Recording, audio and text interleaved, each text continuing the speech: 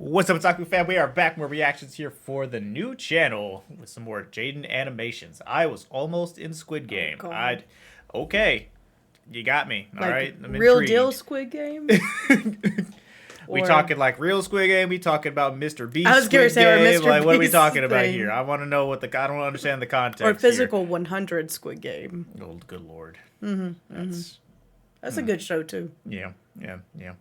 Thank you guys for all the continued support you've been showing on the new channel here. It has been heartwarming. All the comments, the fact that we got over 700 subscribers over across just a weekend is awesome. So we are. Appreciate you. It'll be a slow grind, but we're gonna get there. We're gonna keep it pushing. So thank you guys. Be sure to comment, like, subscribe.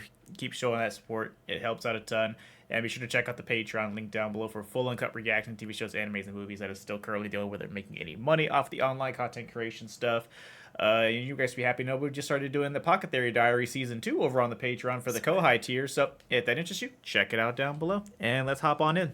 When I say I was almost in Squid Game, I specifically mean Netflix's reality show version, not like the actual one where people died. Sorry for a bit of a bait there, but also I'm not lying. So before I get into that whole story, I need to explain how I was even put in that situation to begin with. Early last year, Jacob, our friend Joe, my brother Jax, and I all went to this little Squid Game pop-up event hosted by Netflix. It looked interesting, to say the least. A combination of curiosity and boredom are what convinced us to buy tickets. Our Uber took us to the location provided, and we were dropped off at a scary back alley in the streets of LA. Are you sure this isn't a setup for, the real thing? We hunted down the entrance, headed up Squid Game themed stairs, and inside was a big lobby with merch, snacks, decorations. You know what else was in there? No other human beings. We were the only ones there, along with the shape guys that were just staring at us. Are you sure this isn't? I don't know anymore. Staff signed us in and gave us numbered wristbands. What? It's like Squid Game. Eventually, more contestants showed up, and soon enough, we were herded into the starting room, decorated very much like no one actually cared about this thing. And if they did, corporate ruined it. The staff guy gave us the rundown on how the event was gonna work, all the rules, such and such. But sprinkled throughout the explanation were like a lot of safety hazard jokes. I know the concept of the whole thing is rooted in playing dangerous games and dying and ooh, evil dystopian. But he was saying things like, don't lean on the walls. You might rip through it, and I don't want to fill out any paperwork if you hurt yourself. Don't touch anything that you shouldn't touch. I don't want to have to fill out paperwork again. He was very anti-paperwork, like way more than the actual human safety part. Based on what we've seen so far, our group knew we were about to experience exactly what we were hoping for, but with not the death part. For the first game, we were led into a room with lines of glass squares. What? It's like Squid Game again! The glass jumping part! When it was your turn, the pattern on the 10 squares would be shown, and you needed to memorize which tiles to step on. It's like, well, I guess it's kind of like Squid Game. Kinda. The first batch of people stepped up, the patterns all flashed, but before anyone could begin stepping on glass, they were instructed to hold it and only take one step at a time. For the whole game, we had to watch everyone take one individual step, stop, wait to be confirmed, then take one more step. For 10 spaces, in like 6 groups total. Also, I think that whatever mechanism they used to track if people were out or not was super busted, because literally only like 5 people in total got their pattern right. Joe, Jacob, and Jax all swore they memorized their pattern correctly, but were eliminated anyway. I know I botched mine up though. I've got paper shredder brain. They could give me one tile to memorize and I would still forget it. 25 of the 30 people failed their very first puzzle. Now, Netflix knew that if people paid $40, yeah, 40, to be in this shitty little Squid Game event and then had to go home after the first game, they would be pretty upset. So the rule was for the first 4 challenges, no one would be eliminated. Yay, woohoo, phew, that was a close one. In the next room, they tried to combine both the Honeycomb game and it sounds so Jake. It's like the staff is just like pivoting every time something bad happens, they're like, "Oh no, the screen doesn't work. Oh man, the light. Everyone failed the first test. Oh Lord, what are we gonna do?" I would feel that too. I have smooth brain. I don't remember. And the things. marbles game from the show. But what was put together was throw marbles in the shape on the table to win other people's marbles.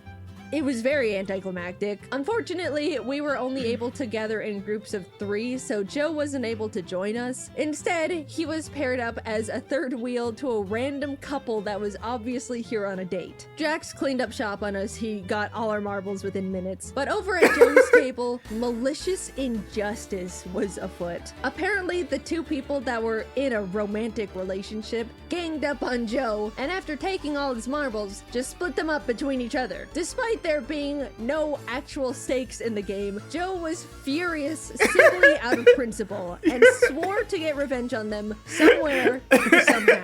I love that.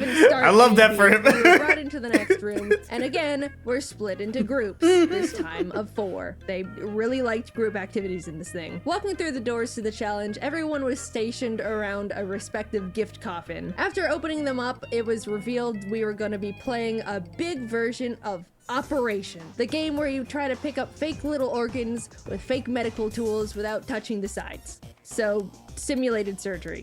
Like, I guess that was kinda in Squid Game. At least they decorated the boxes like it, but I mean, we're really pushing it at this point. Jacob and I randomly got paired up with this married couple, and the 4 of us started inspecting the tools when suddenly the woman goes, "Oh, will you pass me the forceps?"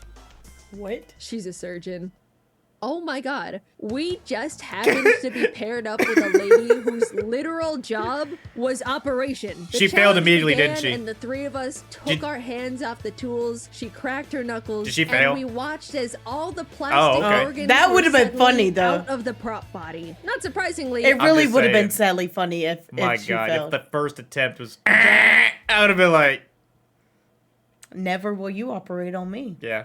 What hospital do you operate at? Right. Right. And what kind of surgeries do you do? Let me know never to go to you for Right. that surgery. our team was the first to finish. When we got back together with Joe and Jax, we explained how we got super lucky to be paired up with an actual surgeon that literally soloed the whole thing. And Joe was like, "Wait, that guy was a surgeon?" And Jacob and I had to shake our heads and say, "No, Joe, she was a surgeon." Damn it. Now that we were entering the 4th challenge, it was time Accidentally to get misogynist. serious. This was the Crazy. first game where people would start getting eliminated for realsies.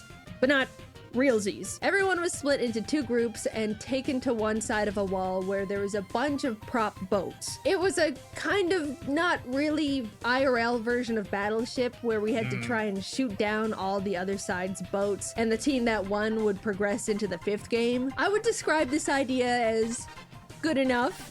Sure, you know, we didn't get to choose where to put our boats since they were bolted to the floor, but I guess we did only pay $40 to be here. For some reason, though, the staff member on our side was, we can call it, extremely helpful. At first, he was saying general tips, like, so if they still have a 4-tile boat, let's check all the areas that could fit that. You know, saying vague hints to help us out a bit. But by the end of it, he was just straight up telling us, if I were you guys, I would shoot right here.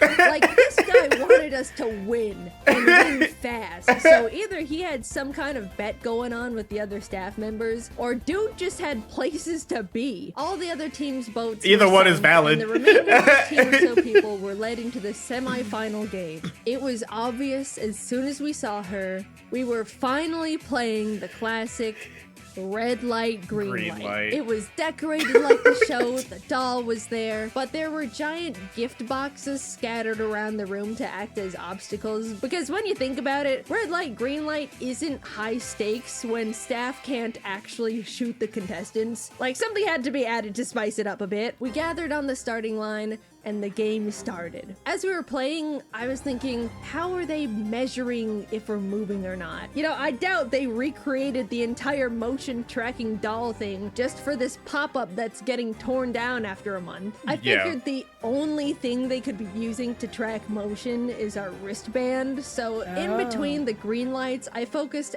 extra hard on making sure my wrist stayed as still as possible. In fact, I was focusing so hard on my wrist that I didn't even realize I was the first one to pass the finish line. Unfortunately, similarly to the janky glass memory game, it seemed like a lot of the wristbands were super wonky as well because a lot of people got pinged as eliminated no matter how still they were, including Jacob and Jax, which was a huge buzzkill. Either that or they were just built to be super sensitive and somehow my weak little carpal tunnel wrists decided to not shake for the first time in 5 years. I turned back to see just 3 people left. Oh, One of no. them being Joe. They all lunged forward, and as red light was called for the final time, I watched as Joe tripped and crashed into them, causing every person left to topple to the floor. Their wristbands deemed them eliminated. As Joe was walking past me to the dead area, I asked what happened,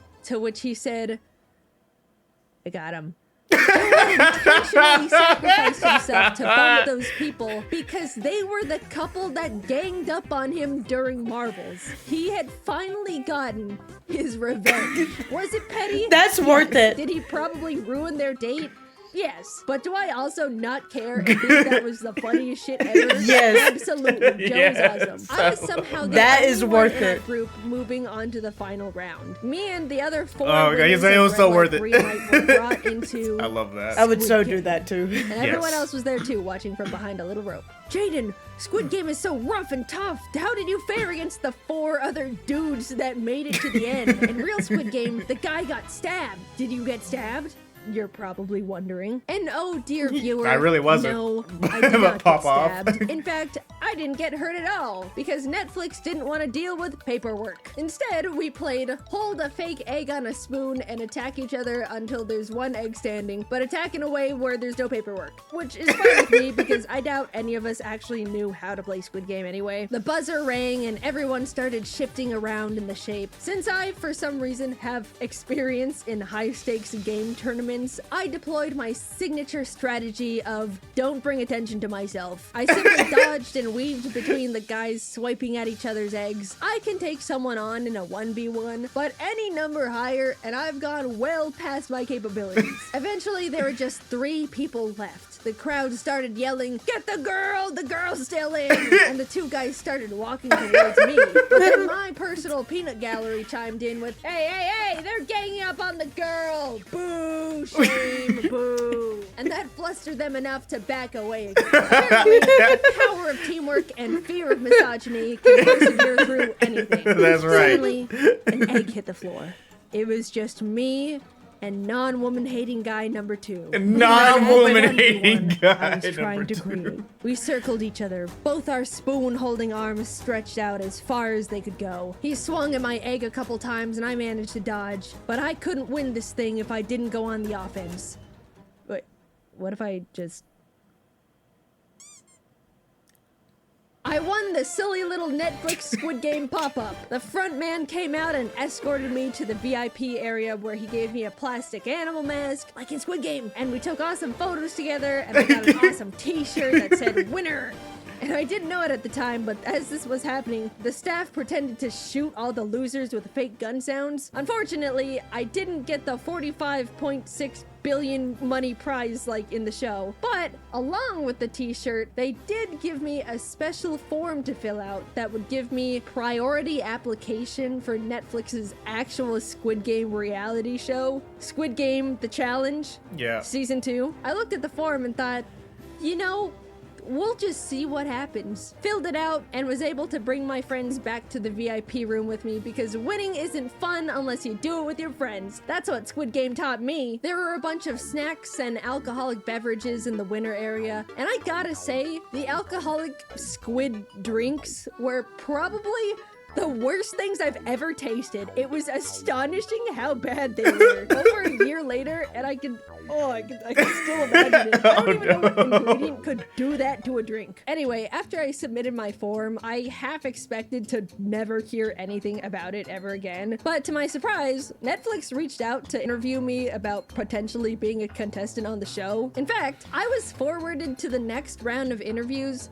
3 times to completely break any potential rules of confidentiality. I was starting to think there might be a chance I could actually be on the show. But eventually, the interviews came to a stop, and I have come to the conclusion they have moved on to better qualifying people. Most likely because I will admit I was a bit too honest during the interviews. They basically all just looked like this. What kind of a role do you think you would play in Squid Game as a contestant? I'd probably just be a follower. I don't like taking charge at all. How hard would you fight to win Squid Game?